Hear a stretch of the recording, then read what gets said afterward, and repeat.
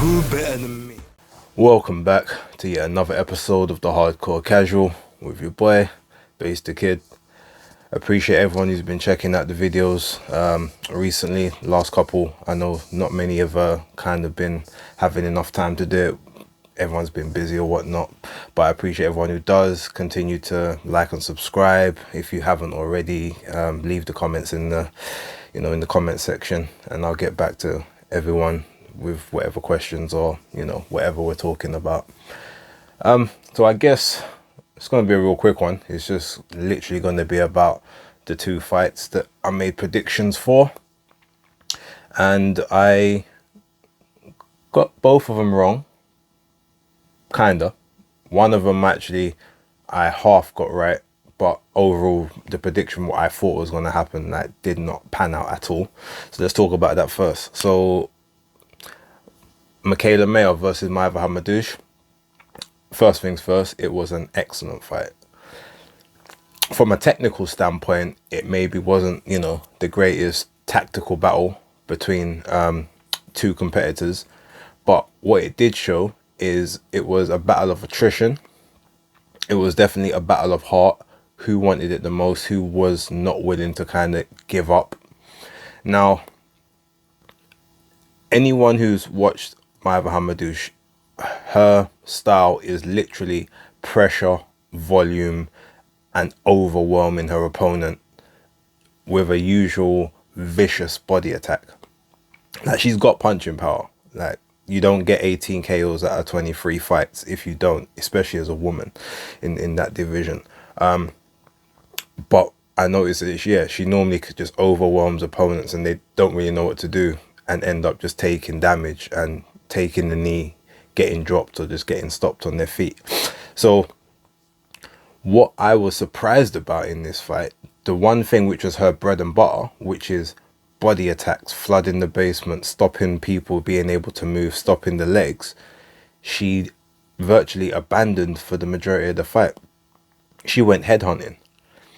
Now, that's not something that you usually see in her fights. It's normally people will be sort of hands up, trying to block the head, and she's literally just attacking the body, trying to bring hands down, occasionally getting up to the head, but she mainly attacks the body. That's her bread and butter from every fight I've seen. So the fact that she just went headhunting for Mikaela Mayer was odd to me, especially considering that Mikaela is the taller person and realistically would be able to keep her head either off the line or sort of out of range when they weren't up close. Now, that in itself also was a surprise because Mikaela did not fight long to mid-range for the majority of the fight. She stayed in the pocket for almost all of it. Now, I thought that was going to be suicide, to be honest. She doesn't have huge punching power. She can dig, like, she's got some power, but you could tell that she hasn't got enough power to really like properly damage and hurt someone. Maybe just enough to kind of keep them honest. But she's clearly been working on not just her punch power, but the placement and how she's setting her feet when she's setting up shots, because she was getting some additional torque on quite a few of these shots that I've not seen in any of her previous fights. And the fact that she dogged it out was very, very impressive to me. Like, she was literally there was at times where she was actually dominating the close quarters, especially sort of towards the later part of the fight. Even though I scored it. So the way I scored it 5 rounds Hamadouche, 4 rounds Mayer, and then one round even. So I had it 96-95. But there was a couple of those rounds, I could go back and change my opinion and say, actually, no, Mikaela Mayer actually did just a bit more in that one. Or she may not have landed as many, but it looked a lot more telling, kind of thing. So I have absolutely no problem with whoever won that fight, and I've said as much to Ring IQ on Twitter. When I first but funny enough, when I first watched it, I fell asleep and I only got to watch the last 3 rounds live. So of the last 3 rounds, I had it 2-1 Mayer from what I saw. So I was like, okay. So when I'm looking at the score, when I've gone to make my tweet, I've said, okay, this look, whoever wins this, I actually don't mind. And then I think I said, though, this looks like it could be like some home cooking. And in my previous video, I did say I think it would be Hamadouche winning either 9th round stoppage or a split decision victory. But I also said that if Mikaela Mayer wins, it won't be a robbery, but it could definitely be home cooking. And then obviously we saw what happened afterwards. So forgetting the sort of breakdown of how they came out and whatnot, them scorecards. I mean, I've seen some horrendous scorecards before, but those may have, I think they're top 3. I mean, it's not even a case of, oh, like it was a close, like the wrong person got the decision, but they made it proper close on the scorecards. It's like, oh, well, it's just about interpretation. Like, you could say that the right person got the decision, because when I went back and watched it, as I said, I scored it a certain way, but there's clearly several rounds in there where I wouldn't argue if someone else said, nah, I had it the other way. So when I'm looking at 100 to 90, when you can clearly see that those first 2 to 3 rounds, no, the first 4 rounds, I would say, Hamadouche at least won 2 of those. Like, clearly, it was like, it's not even close. It's clear that she won at least 2 of the first 4 rounds, guaranteed. So how do you then not give her at least those 2?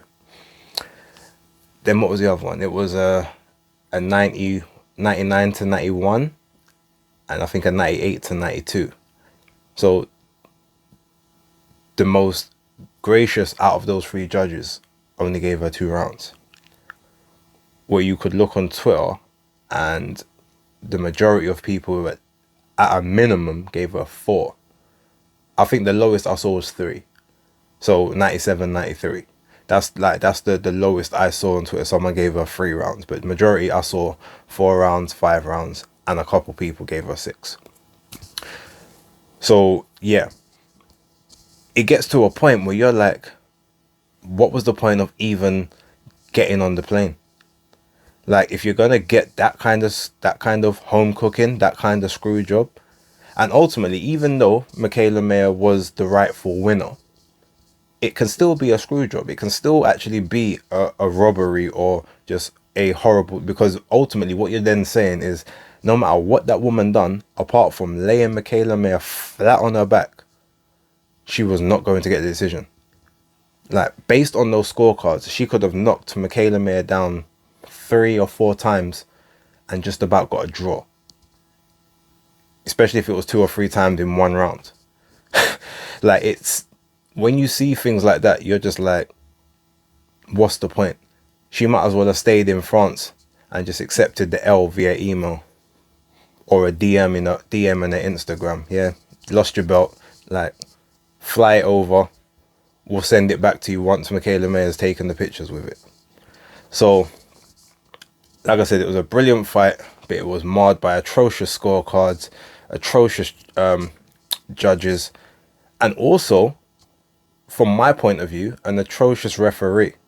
Because in the first couple rounds, like, basically, Maïva Hamadouche is having her own way with Mikaela Mayer for the most part. Like, Mikaela's in there competitive, but every single thing, the referee's pulling them apart and warning Maïva about stuff that she's not even doing. I saw it several times and, like, she's done nothing wrong. Like, what are you doing? Like, leave her alone. Let her work. She's already up against it.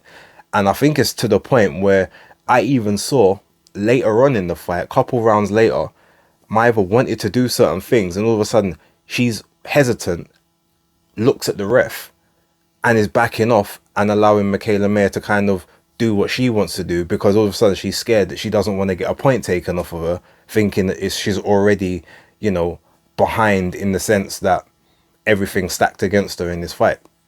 I noticed that a couple times. I even saw Mikaela Mayer. I'm not saying she did it intentionally, necessarily, but she went in with her head on several occasions, and wasn't warned once about that. Dipping her head down, like literally coming up and butting, and I think that's where Maïva Hamadouche ended up having like the bloody lip or the bloody mouth. It came from being hit with the head on numerous times. And again, like I saw she, like a couple towards the end of the fight, the ref told her once about, I think, holding or saying watch the head or something like that. But by this time it's like, damn, you've already stacked so many different cards against this poor woman. Like, how blatant do you need to be? But yeah, anyway, I don't want to go too far into that, but like I said, it was atrocious. It was a great fight. I have no issue with the winner. The right person won, cool, no problem. But yeah, the scorecards do not reflect the fight, and that needs to be looked at, because it can't, things like that can't continue, whether it's in the US, whether it's in the UK, like wherever. Like, that needs to be put in front of an independent panel, and sanctions need to be made. Now, let's get on to the, sort of, I guess, the main topic, which is Canelo and Plant. Now, again, by the criteria I set in the last video, I also got this one wrong, because I said it gets stopped within 9 rounds. Either Plant gets stopped in the 8th, or he doesn't come out of his corner for the 9th. That didn't happen. It started the way I predicted it was going to start, in that he was going to use his movement, lateral movement, to sort of stop Canelo necessarily being able to set. He would try and pot shot, and then keep himself turning, to prevent Canelo from being able to really sort of get much work off the start. And after sort of 4 or 5 rounds, he's going to hold his feet more, because just the movement, the gas tank isn't going to be there necessarily for the movement, because Canelo is going to be able to dig here and there, and it's hard work keeping up that kind of movement. All of that played out exactly as I thought. The only difference being that Plant didn't take as much damage early on as I thought he would. He threw, a lot of what he did was more kind of almost spoiling tactics. Like, nothing he threw, he was really throwing with intentions of hurting. And I don't know if that's because he just couldn't generate enough power, or he wasn't confident enough that he could keep himself defensively active and alert while doing so. But a lot of things was like pity patter shots, maybe thinking, oh well, if I can land 17 shots and he only lands 7, then I can win the round. But that's amateur mentality, and that's something that, in the pros does not work. Yeah, realistically, the person who lands the more punches should get the nod of the round. But then you have to look at ring generalship. You have to look at like effective aggression, ineffective aggression, not being hit, who's landing the harder shots, who's making the more visible impact. Like, if you land 10 punches which virtually do nothing to stop me, but I land 3 punches that visibly shake you, and I'm pushing you around, and I'm making you have to back off and do things that naturally you're not wanting to do. I'm controlling the round, I'm controlling the tempo, and I'm controlling the flow and the ultimate outcome of what's happening in this fight. So it's not always about who's landing the more punches. You have to look at everything as a whole. And if that was his plan, then again, that was the wrong plan. He needed to go in there, almost go in there hell for leather, go for broke, and try and put dents in Canelo, because the pity patter stuff, he should have known you're not going to be able to keep that up for 10, 12 rounds, because he'll eventually find access, and you're only going to get more tired. So the more tired you get means the more defensively lackluster you'll become, and it's just not going to go the way you want it to go. unless you can put a dent in him and stop him from actually coming forward while you're implementing that strategy, which is exactly what Mayweather did. And Mayweather's like the only one who was able to do it, kind of thing. But yeah, I said within 9, and he got stopped in the 11th. As I said in that last video, my prediction wasn't about who's going to win the fight, because I knew who was going to win it. It was just about what round it would happen in. I will say that Plant showed me a bit more than what I thought he had. I did say that I knew he's got heart, and he wouldn't be a person that would just almost run and try and just see it out and accept a moral victory like that. He would be the type of person that would at least stay on the, it would at least sort of try and stay on the inside. Now, I don't know if technically maybe I got that bit wrong as well, because again, he looked like he was in a survival mode, just sort of throwing arm shots with no real vigor. And maybe that's the reason he only got knocked out in the 11th and not earlier, because he wasn't expending even more energy. Maybe he wasn't sure about his gas tank, and he was visibly tired after sort of round 4 or 5. Like, you could literally see him gasping. You could see the way he was reacting to shots that were landing. It was telling that the damage was taking its toll. So maybe he was trying to sort of see it out more than anything else. But he definitely didn't quit, which is the main. I knew he wouldn't quit, but I thought he might go a bit more hell for leather to try and secure that W. But look, the right guy won. The only logical winner of the fight won. And as much as it wasn't a great performance from Canelo, it's probably one of his poorest in a while, he got the job done. He did what he was supposed to do. He's now saying that he's not gonna fight again until probably Cinco de Mayo next year. So that probably rules out his statement of doing 4 fights in 2022, because I can't see where you're going to sort of get 4 fights from May to December in that 7-month span. Yeah, so maybe it'll be 2 fights. We might get 3. Maybe we'll get May, we'll get September, and then we'll get December, something like that. But to be fair, like, look, he's given us 4 fights in under a year. At the top of the game, like, he's already racked up 2 years of a regular boxer's, a regular boxer schedule, especially, and the fact that he's an elite level one, like, we've been spoiled. Obviously, I would have preferred to have had it on DAZN or a non pay-per-view platform. I know my American friends are probably a lot more vexed that they have to pay like 4 times the amount I had to pay. But yeah, to have to stay up them kind of times at night and pay £20, and I haven't even seen the undercard yet. I was out last night, so I've literally just seen that fight. I'm gonna have to watch the rest of it, but it probably wasn't overall package worth the 20. But I accept it. I just hope the next fights next year will be back on DAZN, where I've got my subscription, and I get them for free.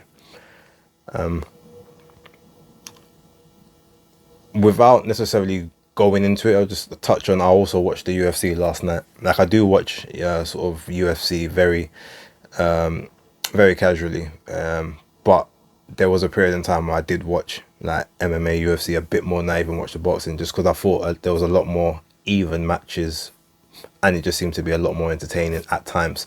But yeah, Kamaru Usman, like, he done his thing. Didn't get a stoppage this time, but it was a unanimous decision victory.